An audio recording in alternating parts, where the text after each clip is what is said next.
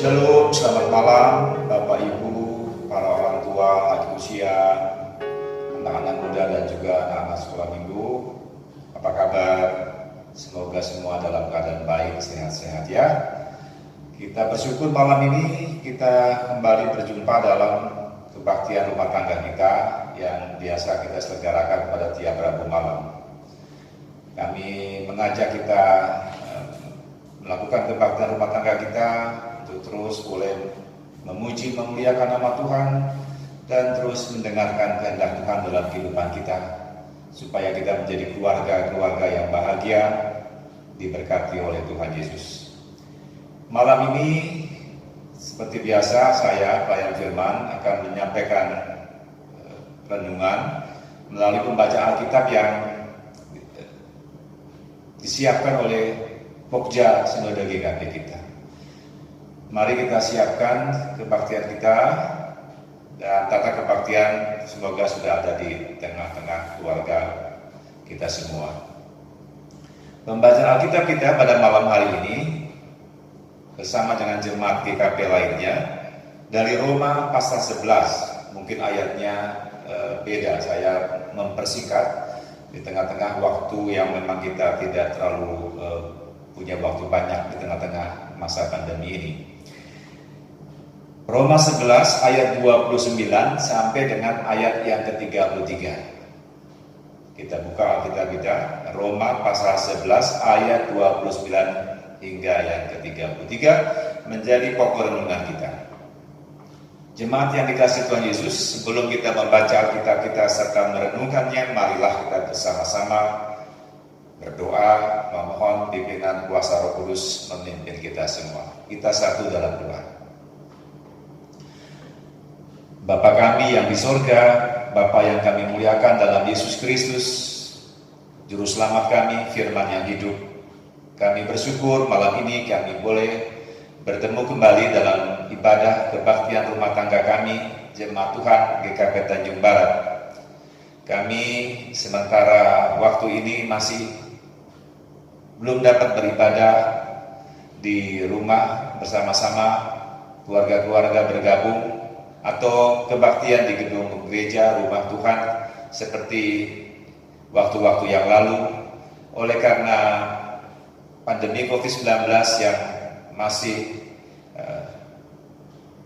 begitu mewabah, sehingga kami mau menjaga diri kami beribadah di rumah. Tuhan Yesus, tolonglah kami semua, kami tetap tidak kehilangan sukacita, rasa syukur, bahkan juga persaudaraan kami sebagai jemaat Tuhan GKP Tanjung Barat melalui ibadah kebaktian rumah tangga online ini. Sekarang kami saatnya hendak membaca Alkitab, merenungkan firman Tuhan.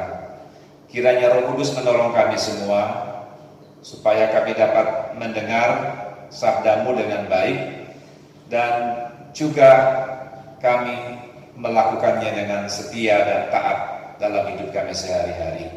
Tuhan Yesus, pimpinlah hamba-Mu yang Kau percayakan menyampaikan firman-Mu pada malam ini. Biarlah apa yang telah dipersiapkan Tuhan kuduskan menjadi firman yang hidup dan yang memberkati kami semua. Berfirmanlah kepada kami semua, kami siap untuk mendengarkannya. Di dalam nama Tuhan Yesus Kristus, firman yang menjadi manusia, kami naikkan doa kami. Amin. Roma pasal 11 ayat 29 sampai 33 saya baca untuk kita. Roma 11 ayat 29.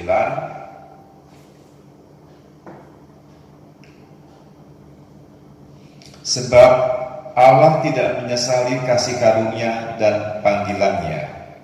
Sebab sama seperti kamu dahulu tidak taat kepada Allah, tetapi sekarang beroleh kemurahan oleh ketidaktaatan mereka.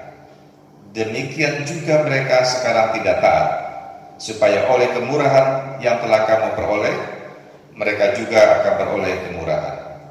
Sebab Allah telah mengurung semua orang dalam ketidaktaatan, supaya Ia dapat menunjukkan kemurahannya atas mereka semua. Oh, alangkah dalamnya kekayaan, hikmat, dan pengetahuan Allah. Sungguh tak terselidiki keputusan-keputusannya, dan sungguh tak terselami jalan-jalannya. Demikianlah firman Tuhan.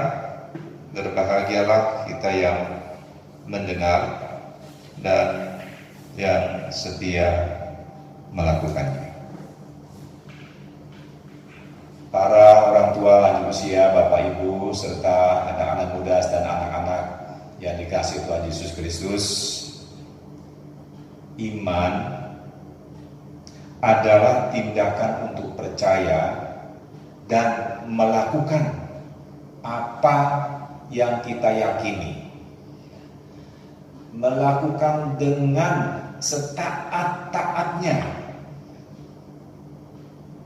Itu antara lain pengertian tentang iman. Mungkin kita juga pernah tahu bagaimana di beberapa bagian Alkitab kita mendefinisikan tentang arti iman. Misalnya surat Ibrani pasal 11 ayat 1 mengatakan iman adalah dasar dari segala sesuatu yang kita harapkan dan bukti dari segala sesuatu yang tidak kita lihat. Ini masih punya hubungan dengan penegasan Tuhan Yesus misalnya kepada Thomas, ya. Itu peristiwa Thomas, sudah tahu kan bagaimana Thomas, salah satu murid Yesus yang menuntut supaya ia dapat melihat Yesus yang bangkit itu dan mencucukkan jarinya pada lubang bekas paku pada tangan Yesus dan lambung Yesus. Ya, itu permintaan tuntutan Thomas, dan Thomas diubah oleh Tuhan Yesus untuk beriman tidak dalam tuntutan bukti melihat. Sehingga Yesus katakan misalnya kepada Thomas waktu peristiwa itu, berbahagialah mereka yang tidak melihat namun percaya. Ya.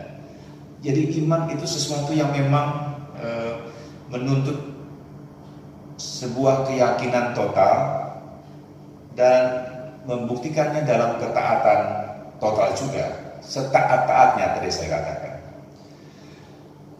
Jemaat yang dikasihi Tuhan Yesus, di dalam gereja kita mengenal juga pengertian iman, misalnya di dalam liturgi-liturgi khusus, ya, liturgi CD misalnya, ya, liturgi pengakuan iman.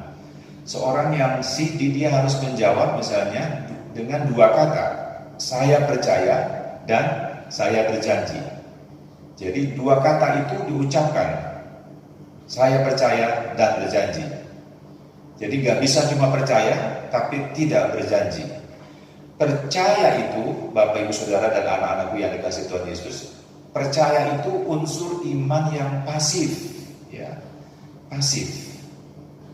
Tetapi berjanji itu unsur iman yang aktif.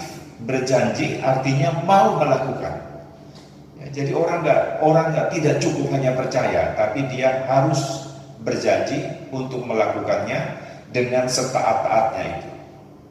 Ya, jadi malam ini kita merenungkan pokok KRT kita, pokok renungan kita, iman dan ketaatan. Ya, jadi iman itu harus dibuktikan dengan ketaatan melakukannya. Kita pernah mendengar ketegasan misalnya dari penulis kitab Yakobus, nanti baca Yakobus pasal 2, iman tanpa perbuatan adalah mati. Ya. Tegas sekali firman Tuhan itu. Yakobus 2:14 dan seterusnya. Iman tanpa perbuatan adalah mati, atau juga dikatakan oleh penulis Yakobus, iman tanpa perbuatan itu adalah kosong. Ya. Kosong. Ya, tidak ada isinya, kosong.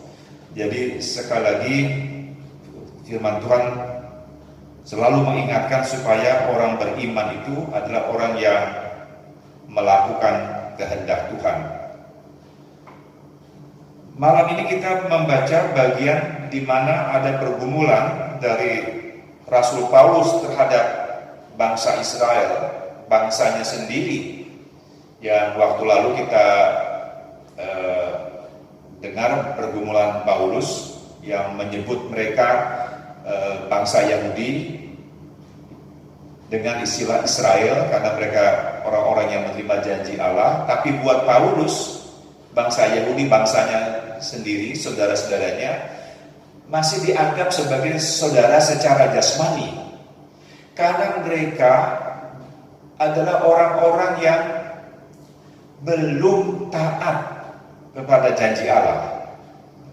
Jadi Bapak Ibu saudara-saudara dan anak-anakku, kita tahu bagaimana Israel ya, yang disebut saudara jasmani itu oleh Paulus, mereka pernah tahu bahwa mereka adalah bangsa yang dijanjikan Mesias, juru selamat.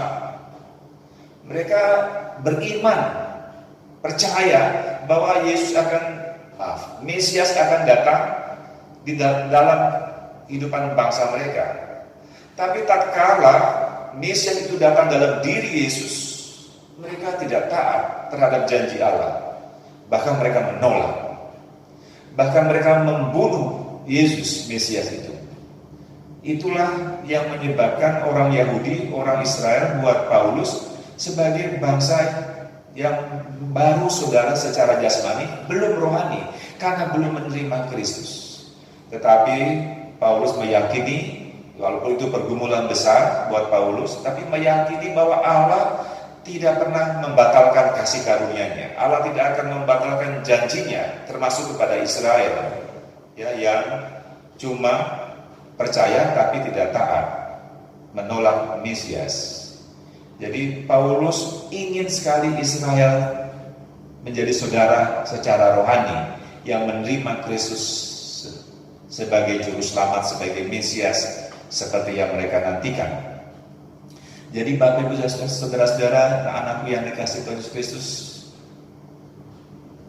Paulus ingin sekali bahwa semua orang, termasuk orang Israel itu, menjadi orang yang menerima Mesias, dan dia yakin Allah tetap menunggu orang-orang yang mau percaya pada Yesus seperti Israel.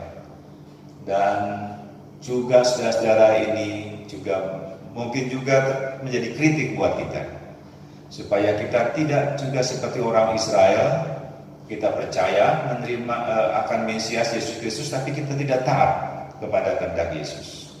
Kita diharapkan menjadi orang-orang yang percaya kepada Yesus dan taat kepada Yesus, dan Dia menunggu kita. Allah menunggu kita supaya kita menerima Mesias itu secara sungguh-sungguh. Dia menunggu kita, dan inilah yang Paulus tidak dapat menangkap karya Allah itu. Allah begitu mengasihi manusia, dan Dia sabar menunggu setiap orang untuk datang menyambut Yesus sebagai Mesiasnya. Sehingga di ayat 33 Paulus mengatakan bahasa yang indah sekali dan juga penuh makna. Oh, alangkah dalamnya kekayaan, hikmat dan pengetahuan Allah, sungguh tak terselidiki keputusan-keputusannya, dan sungguh tak terselami jalan-jalannya. Ya. Orang berpikir Allah akan menolak Israel, Allah akan menolak orang yang tidak mau menerima Yesus, tapi tidak, Allah menunggu. Ya. Jadi tinggal waktu saja. Israel cuma telat, tertunda, tapi ditunggu oleh Allah. Siapa lagi yang ditunggu oleh Allah? Itulah kebesaran Allah yang tak terselidiki, tak terselami. Tidak bisa kita mencari jawabannya, kecuali kita hanya mengagumi kasih Allah itu dan mau bersyukur kepadanya, mengembalikan semua kemuliaannya. Ayat yang tidak kita baca, Bapak Ibu saudara dan anak-anakku, di ayat 36. Sebab segala sesuatu adalah dari Dia, dan oleh Dia, dan kepada Dia, bagi Dialah kemuliaan sampai selama-lamanya. Itulah respon kita karena kasih Allah yang tak terselidiki itu, tak terselami itu, tapi Dia sungguh mengasihi kita, menunggu kita untuk menerima keselamatan dalam Mesias. Kita kembalikan kemuliaan untuk Tuhan saja. Semoga Tuhan Yesus menolong kita semua dan Roh Kudus juga yang menguatkan kita agar kita sungguh menyadari bagaimana kita harus beriman, tidak lain taat kepadanya. Tuhan menolong dan memberkati kita.